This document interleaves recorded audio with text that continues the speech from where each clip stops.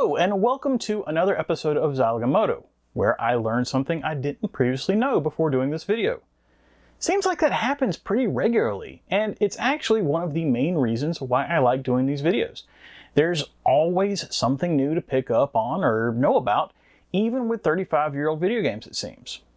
If you're a new viewer to the channel, welcome, and of course to everyone else, welcome back. I'm glad you are all here.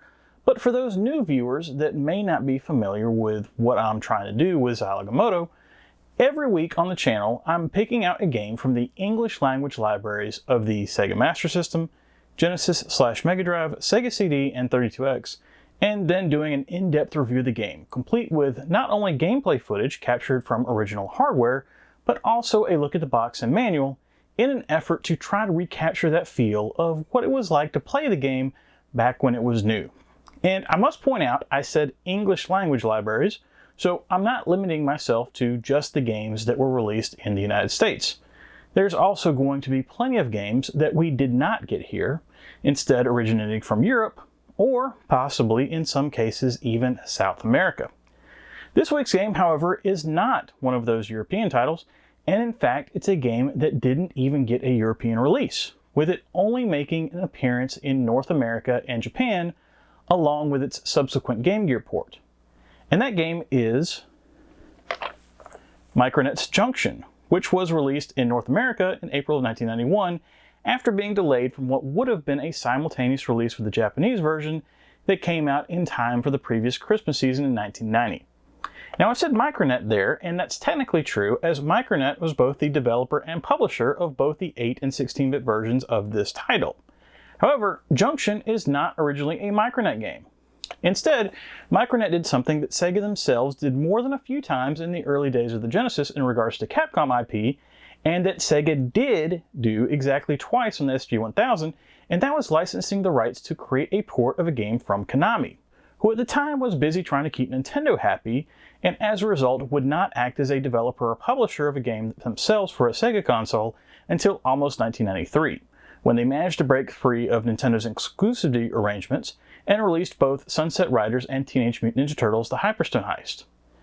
You might be thinking, boy gee, I've never heard of a Konami game named Junction. Or you might be thinking, man, Nintendo were really dicks back then. Both very understandable thoughts. However, the reason why you've never heard of a Konami game named Junction is because that name was Micronet taking a bit of artistic license with the title and retitling the game from its original name of Kubrick. And honestly, that was probably a good call. More than likely, you're not familiar with Kubrick either, as it appears to have been primarily released in Japanese arcades in 1989, and it currently sits at a rating of 4 out of 100 on KLOV.com's rarity scale for arcade titles, so it's pretty fair to call it an obscure release. Notoriety levels aside, is the game any good? Is this possibly a hidden gem in the Genesis library, or is there a reason why complete copies of this fairly uncommon title only go for about $20 right now? Well, we shall see, but first, a look at the package. Okay, here is my copy of Junction, and it's in great shape, with no blemishes to the outside of the case anywhere. The hang tab is intact at the top of the case, and the inner cover has been fully protected, with no water damage, sun damage, or edge wear. I honestly don't remember where I picked this one up, but it wasn't from eBay. Having said that though, I definitely can't remember the last time I saw a complete copy of this in a store, or if ever. It might have been a convention pickup from MGC a few years ago. I just can't remember. Regardless, it reminds me of a few other early third-party releases for the console, namely DJ Boy and Bimini Run, where even though the games aren't very common due to not selling well back in the day, it hasn't translated into them being worth hundreds of dollars, like Caliber 50 and Growl. Looking at this cover, and well, it definitely looks like an early third-party release. The logo is a bit bizarre, but I don't hate it, and it's at least original. However, the rest of the cover? I don't know what's going on here. Various colored balls? I guess that's supposed to relate to the colors of the balls that you're trying to move around on the tracks during the levels? But then what's up with the two blue robotic-looking armadillos, one of which who appears to be inside of one of the color balls? I certainly don't recall any armadillos in the arcade game. And then what's up with this weird old statue head sitting in the background? How does that relate to the game? I'm so confused. About the only thing I really like about this cover is that down in the corner where it has a rating, long before the VRC or ESRB was ever a thing, and it's rated H, which is apparently for a high level of intellect needed to complete the game. Cute. Just in case you were curious, the Japanese cover is similar, but removing that statue is a definite improvement, even though it loses the rating. Flipping over the back, and, well, it's DJ Boy all over again. Okay, maybe it's not quite as lame as that rear cover was, seeing as how this rear cover managed to at least include 3 screenshots. I guess. And it has the tagline of simple to learn, impossible to master, which is clever, but I also feel like I've heard it used somewhere else as well. A quick Google search turned up the review of the game on Sega 16, and author Doug Jackson thankfully answered that question of where I'd seen that before, and it's apparently the tagline that had been used on the board game Othello for years, or at least the slightly different, a minute to learn, a lifetime to master, anyway. So, no actual flavor text describing the game, a tagline that's cribbed from one of the most popular board games worldwide, and then these screenshots where only one actually shows in-game action and the other 2 are backgrounds, maybe? I guess I'll figure all this out when I play the game, but right now, this entire cover might be one of the strangest I've seen in almost 200 episodes of Zilog and Moto. Opening up the box, and the manual and cartridge are in solid shape, just like the outside. The manual definitely reminds me of other third-party releases in that it uses a mishmash of various different fonts on the same page, with no real reason why. And then we've got a typo right in the beginning. Great. The manual apparently refers to the D-pad as being directioner control instead of directional control. Can't say I've seen that one before. And check out this section here for stage select.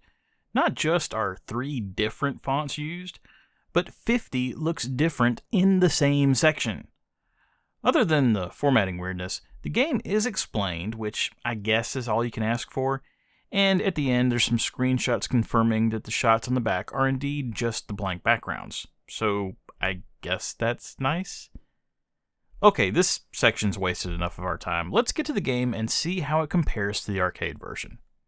I mentioned earlier that my assumption was that Micronet might have renamed Junction from Kubrick just simply due to the fact that Junction is a better name. And just as a note, I still don't think it's a great name for a game, but I can see how it probably would appeal better to Western audiences than Kubrick, which is simply 2 words that don't really make sense when being put together in English.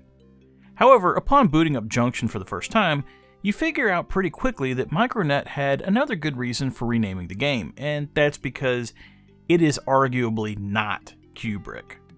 Kubrick, as far as the arcade version goes, is played on a flat grid that can be square or rectangular depending on the level that you're playing, with a top-down view. You're piloting a spherical ship of some sort, not unlike the Atlas spheres from American Gladiators, and a mono-wheel motorcycle combined together. Each level consists of squares on a grid, and some of them have track on them of a specific shape. If you've played BioShock and remember the hacking sequences, it looks somewhat similar to that, and I wouldn't be surprised if there was possibly some influence there. Or it could be completely unrelated, who knows. Anyway, you and your sphere have a goal of traversing every single square that has a piece of track on it. This threw me a bit at first, because I was expecting it to be more similar to BioShock and have each level have a specific start and end location, with the goal of just being to move the pieces around in such a way that has you directing the sphere to the goal target. Instead, having to use every tile that has a piece of track on it is pretty unique, and allows you to concentrate more on the pieces on the board and how best to use them, rather than just aim at a specific target, and possibly ignore large parts of the level. That's the arcade version anyway. Junction takes things in a bit of a different direction, and with the changes to the game, it really makes sense for the game to have a new name. The first change you're greeted with as soon as you boot up the game, in the intro sequence. You remember those robot armadillos from the cover of the game? Well, that's explained here, well, as much as it can be explained anyway, in that the armadillos are being placed inside of red spheres, and that is what's being used to navigate the level. Okay, not really a big change, and at least it explains the cover art. However, that's just the beginning. As soon as you start a level, you'll notice that things aren't quite so flat anymore. Rather than go with the top-down view of the arcade version, Junction has shifted the table to be on its side, and is instead displayed in more of an isometric fashion. And yes, I know diagonal axis flip isn't necessarily isometric, but just work with me here. Again, not necessarily a huge change to just alter the camera angle, but what about the layout of the track pieces on the board? And there appears to be some pieces here that weren't in the arcade version? Well, changing the camera orientation was just the tip of the iceberg, as honestly, while the gameplay is somewhat reminiscent of Kubrick, Junction appears to be more of a distant cousin, or possibly sequel, rather than an actual port, hence why I said what I said about renaming the game. The game is no longer about trying to utilize all of the available track tiles. Instead, each level features a number of curves that sit on the outer edge of the main game platform, and the goal for each level is to construct the track tiles in such a way that your sphere will traverse each of these outer curves. This is a giant change to gameplay, to the point where really the only thing that the game has in common with Kubrick is that you're navigating a sphere on a track, and you're moving the track around via a sliding puzzle mechanic. But the changes don't stop there. In Kubrick, certain levels had portals on the edge of the board, which lead to a slick feature where you could warp your sphere from the top to the bottom of the board, or side to side, similar to how in Pac-Man you can go through the gates at the sides of the levels. This has been removed from the game, with all levels now having a firm border on the edges. In its place, along with the numerous new directional tiles for splitting and curving the path of the sphere, think like how if you have branching train tracks with a train set, are now a few new features. First, pyramids have been added as a tile. This goes along with the shifting of the game to an isometric view rather than the 2D top-down view, and gives the game more of a 3D feel, as now the spheres can use the pyramids as ramps to launch up into the air and skip over tiles that might not be helpful in making it to the goal. Along with the pyramids, enemies have now been added to the game. If you're playing the game in easy, you won't ever see them, but if you play in the normal or hard modes, at times during the level, there will be diamond-shaped, ships, maybe? And they move around on the level on the same tracks that your sphere rides, adding to the complexity of now not only do you have to arrange the tiles in such a way that you have to go through all the curves without hitting a dead end, you also have to avoid running into those enemies, all while fighting against a time limit. It's a simple addition to the gameplay, but playing in easy versus normal can be a drastically different experience just due to having just one more thing to keep in mind. As far as the actual gameplay goes, while it's different from the arcade game in all the ways that I've laid out, the controls are actually the same if you use what's referred to as Control Operation 1 in the options screen. This consists of using the A button to slow down, the B button to speed up, and the C button to move tiles based on which tile you have highlighted with the D-pad. However, this isn't the default setting. No, the game defaults to Control Operation 0, which forgoes the use of the C button and instead moves tiles based on the open tile and the direction you push on the D-pad. I suppose everyone has their preferences, but the original arcade controls seem to be best, as it allows you to move a whole row of tiles at a time, versus having to press in one direction repeatedly. So I'm a little surprised that Micronet made this alternate control the default. It makes sense for the Game Gear version, since the Game Gear only has 2 buttons, but not for the Genesis. To be clear, as far as I'm concerned, more options is always better, but maybe they should have thought this out a little bit more. One last thing about the controls, sometimes it seemed like that when I would hit the C button to move the tiles, nothing would happen. I don't recall having an issue when I tried out the other control setup, so it may just be a glitch with that method, and possibly why they didn't have it as the default method. But in a game that is literally built around time and timing, not having responsive controls is about as big of a sin as you can have in game design. I mentioned the difficulty levels in the control options, but the configuration screen also has 2 other options that you might want to be aware of, aside from the usual sound tests. You can choose from having from 3 to 8 lives if you want to give yourself a few more shots at a level, and that's great. Except for when you get utterly fed up with a level and want to restart the game, but you still have 5 more lives to burn through. This may or may not have happened to me a few times. I still have yet to figure out how to get through level 4. Anyway, along with the additional lives, thankfully Micronet took pity on everyone and allowed you to pick any level from 1 to 50 for you to start on, which is nice because I'm sure most players probably would have never seen some of these higher levels otherwise. Also, as a bonus, the game apparently features 10 additional levels from 51 to 60 that can be reached if you finish level 50 with a score of more than 100,000 points. So that's another nice thing that Micronet threw in for players. From a graphics perspective, there's not a lot here. I apologize for the game footage being probably somewhat boring, but realistically, there's not a whole lot here that I didn't show. Sure, there's other levels with different tile sets, and every 10 levels features a different background behind the game board that you really only see for a few seconds before the board loads, but pretty much the entire game looks exactly like what you're seeing in this 10 minutes or so of footage. I guess due to that, I understand why the screenshots on the back of the box had 2 where all you see is the level background, but that still seems like a really odd way to sell a game.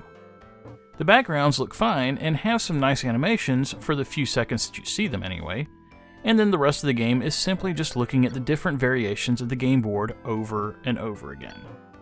Kubrick in comparison seems to run a bit quicker, but that's also not really fair as the games do play differently, and Kubrick is ultimately a simpler looking game due to the top-down perspective. I suppose it's fine for what it is, and no one really should be expecting much graphically from a puzzle game anyway. While the graphics were just kind of the sound was a bit more impressive. I still wouldn't call it great necessarily, but I appreciate the composition of the background music. The tracks actually sound good, and you can tell that good quality synths were used when creating the tracks. Like the backgrounds changing every 10 levels, the music changes every 10 levels as well, seemingly in an effort to better match up with what's going on in the background. For instance, the first 10 levels have a laid-back, relaxing track that plays to go along with the peaceful beach scene, but then in the second 10 levels, the music becomes more upbeat and intense, while a biplane is flying in the background. The sound effects aren't much to speak of, but they aren't bad and don't distract from the gameplay. To close out, Junction is an interesting game that is definitely a relic of its time. Of course, we still have indie games and non-AAA releases from major publishers, but this feels like a game that would never be released nowadays, and the fact that it's an offshoot of an obscure arcade title contributes to that uniqueness. As I've stated on my channel before, I am not a puzzle game fan, but I do try to go into all of these reviews with an open mind, and maybe one of these days on one of these titles, it'll actually click with me. This, unfortunately, was not one of those days. Maybe it wouldn't feel that way if I actually played the game, but just in watching the footage of the original Kubrick versus this, that original simpler setup feels a lot more appealing to me. I think in adding complexity to Junction, they went too far and added too many different types of tiles, making the track layouts a complete mess, not to mention the lane split tiles not clearly indicating which of the splits would be used by your sphere, which just makes things even more frustrating.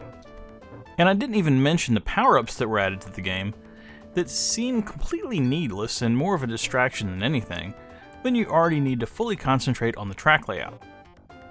Overall, I'm giving Junction 2 stars, only because I know puzzle games aren't my thing, and because they added the ability to start on whatever level you want, to give players like me a chance to experience the full game. But if you're not a puzzle fan, I would stay far, far away from this, as there is nothing for you here. And that was Junction for the Genesis. I really wanted to like this game just because it's an obscure and kind of quirky title in the Genesis lineup, but unfortunately, I think I found out exactly why it's an obscure game, because I can't imagine that this game would have sold well at all, especially up against the action-filled arcade ports that made up the bulk of the Genesis library at the time. While originality is a huge part of being a great game, it is far from the only part, and in the case of Junction, it brings to mind the phrase, just because something is unique does not mean that it's useful. Next time on Zilog and Moto, it's a game that I've been looking forward to looking at on the channel almost since I started it. It's a game that I really remembered liking as a kid and that I thought was a huge improvement over its predecessor, but time hasn't been so kind to it, and while the original game is still well known, to the point that additional sequels have been based around it instead, this game has been somewhat forgotten about. But it was included in the library of the Genesis Mini 2, so maybe not all is lost. Regardless, I'm really curious to play it again after all these years and see if some of those memories still hold up. Well, that's it for Zilog and Moto episode 194. If you like what you saw here and would like to see more, please think about liking and subscribing if you are so inclined, as it will help more people see these videos. But most importantly, whatever you like to play, have fun and be excellent to each other. Later!